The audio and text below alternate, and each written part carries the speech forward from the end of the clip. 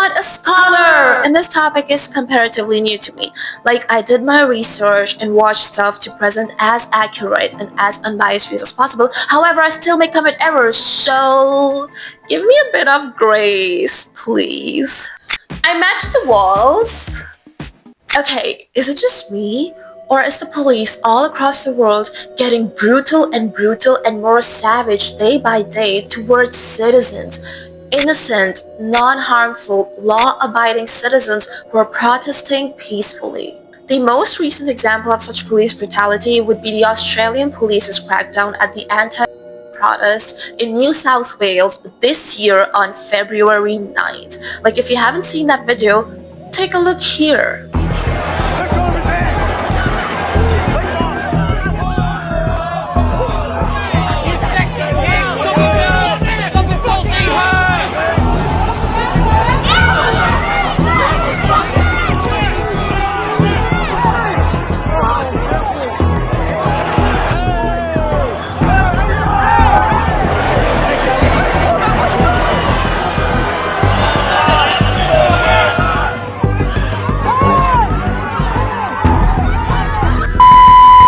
Around the same time, I also saw this video of a Dutch police officer in the Netherlands arresting a Muslim woman, and the Muslim woman's friend was walking nearby them when the officer suddenly kicked her. Like, you can see here in this video, the friend, she only had her mobile phone in her hand and she posed no threat, and there was no reason for the officer to kick her.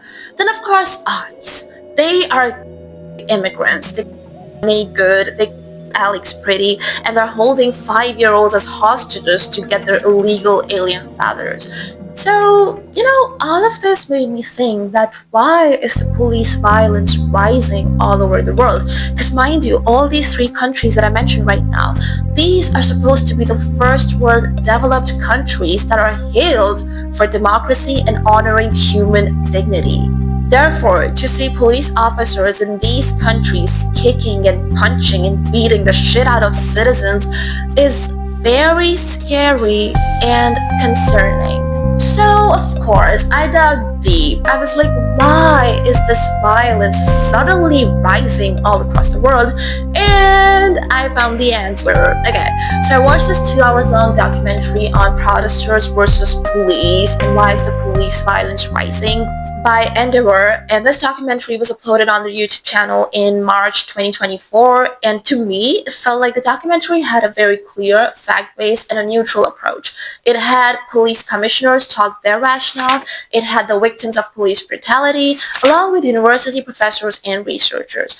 So, according to that documentary, the first instance of violent police brutality, where it looked like the cops were carrying a military operation instead of just monitoring people protesting democratically, could be traced back to 29th November 1999, Seattle, the United States. So that year, Seattle held an international summit for World Trade Organization, which proposed that major US factories be relocated to third world countries. And this is something the people felt was prioritizing the company's profit over people's needs, because now they lose their jobs and sustenance. And people were against this corporate takeover that they wanted to protest against. That day, the streets of Seattle saw armed police vehicles, tanks, and weapons that the protesters had never seen before.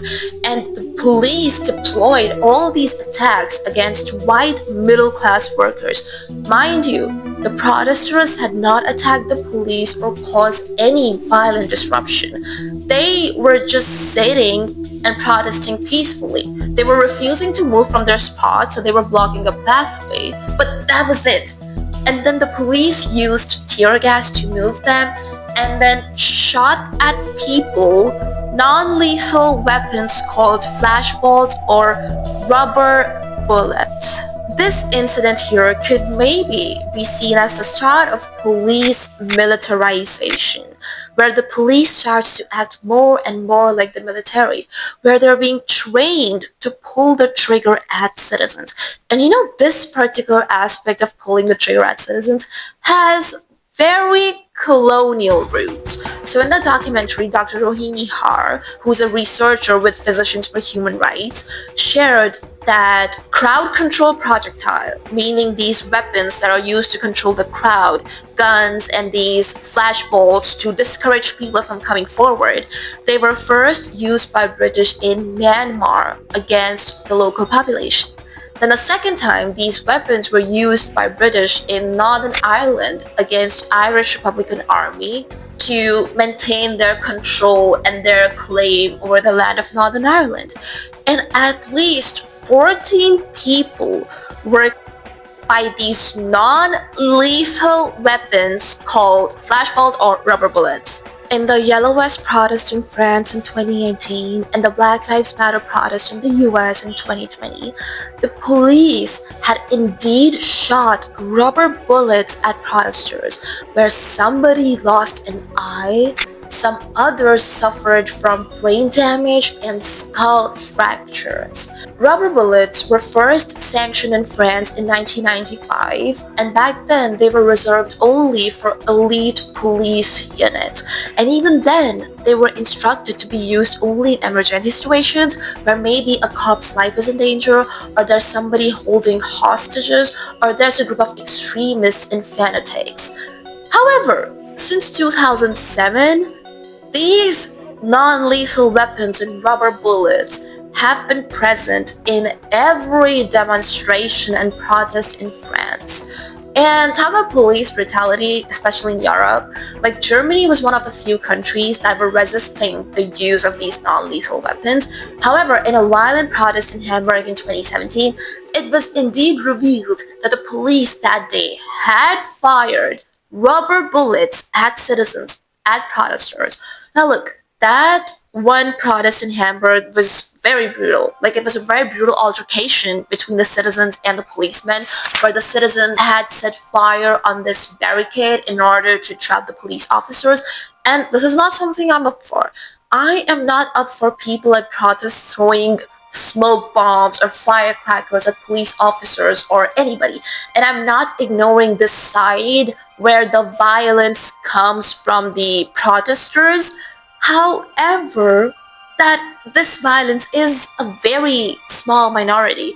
A lot of times the people who do get shot are people who are not causing any violent disruption, who are just exercising their democratic right of forming an assembly and expressing their dissatisfaction with the current government, maybe their policies or like some initiative.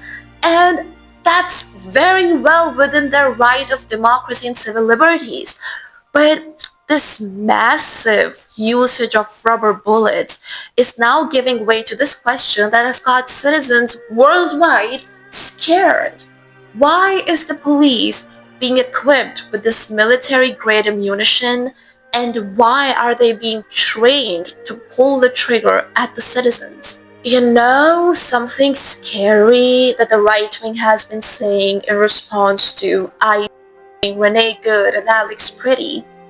They're saying that these people were coming in the way of the cops and they were not cooperating with the cops. They came in the line of fire, and so they were like this normalizing of cops, people, citizens that are not criminals, that don't have any bad record, and that are just protesting for a social cause. Like, these people truly think that for certain misdemeanors like filming cops, running away from cops, or jumping over a barricade warrant death penalty or losing an eye. And in all these demonstrations that I just mentioned, teenagers, most of them who were not even a part of that protest, or people who were protesting but were not doing anything violent, like not attacking police officers, not going over the boundary line, doing nothing, have been shot. And again, some of them, they lost an eye, suffered brain damages or skull fractures. And the justification given by the authorities is that rubber bullets, when they're fired, they comparatively have like a slower speed, which is why even when the target is locked in, once the bullet has been shot, its trajectory can be influenced by wind direction and wind change, which is why innocents get hurt. And the slower speed of rubber bullets has been doubted, questioned, and even called a lie by some manufacturers. Regardless, this justification just doesn't cut it. You know, when I was in the UK, I saw this Palestine protest, and police officers were walking really closely with the people. And at the time, I thought they were there to protect the people because that was a time in the UK when anti-immigration riots were at a rise. But now watching this documentary, I wonder if that was Kettling. So Kettling is this police tactic where police officers surround a group of protesters from all sides, so clubbing these people into one group where now they cannot spread or mix with other groups. And this tactic allows them to arrest people, multiple groups at once. And I've been into 2 protests in my life, and I didn't know about Kettling, and I'm glad that I came out of those unharmed and unarrested. But now, yeah, I gotta be very off Kettling. Anyways, coming back to video. So like, looking at all this, like why is police violence suddenly rising all across the world? I found out that it isn't suddenly rising, but it has indeed been going up, up, up. I'm sorry, please don't unsubscribe. But it has been going up since decades. It's really funny because I didn't think I would be saying this when I started researching for this video, but the examples, like the recent examples of Australia and Netherlands that I mentioned at the beginning of this video, they are actually very less violent examples of police brutality when we compare them to previous years, because at least they did not fire rubber bullets at citizens. Yeah, I know, the bar is that low. And according to the CIVICUS Monitor, so CIVICUS Monitor is a monitor that tells what countries in the world are respecting their citizens' right to civil liberties, meaning their right to form assemblies, their right to protest, and their right to express. And I was very surprised to see that old and famous examples of democracies like the UK, France, and Germany have been ranking lower and lower on that scale for some years now, which is why in this video I mentioned European countries, because it's a reality we must face. Like, it's not just the developing or underdeveloped countries that have this issue, but the epitome of democracy, Europe, and of course America, also have this issue.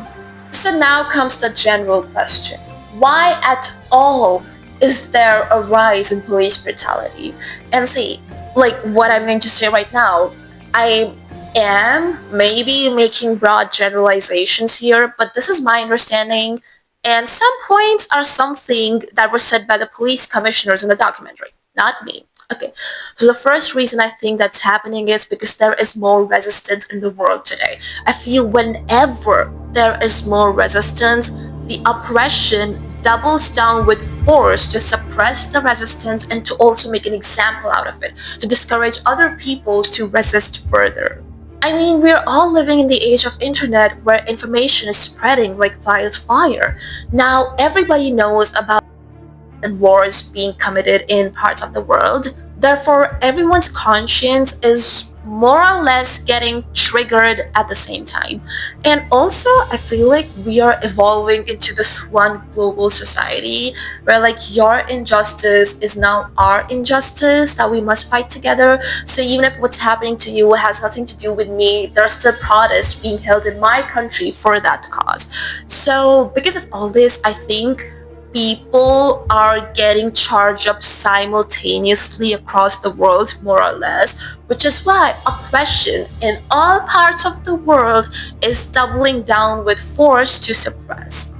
The second is, and this point was something made by the police commissioner, not me, that whenever there are like demonstrations and protests, the narrative amongst the police officers or the general narrative in the media is that this is a group of extremists and ultra-radicalists who want to overthrow the government.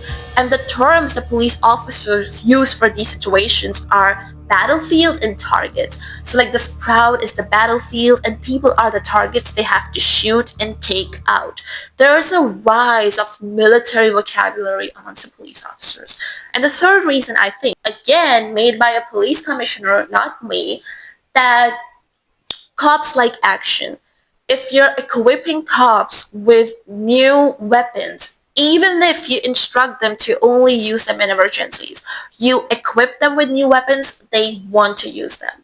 And there's also this culture of silence amongst police officers. So in a protest, whenever an officer shoots an innocent person, it gets very hard to identify them. This culture of silence basically means that there's a very strong sense of brotherhood and sisterhood amongst police officers, and so they would choose to remain silent and refuse to identify the culprit, who is their fellow colleague. So then we have justice denied, no repercussions for the cop, and this police officer is still on duty who's shooting innocent people.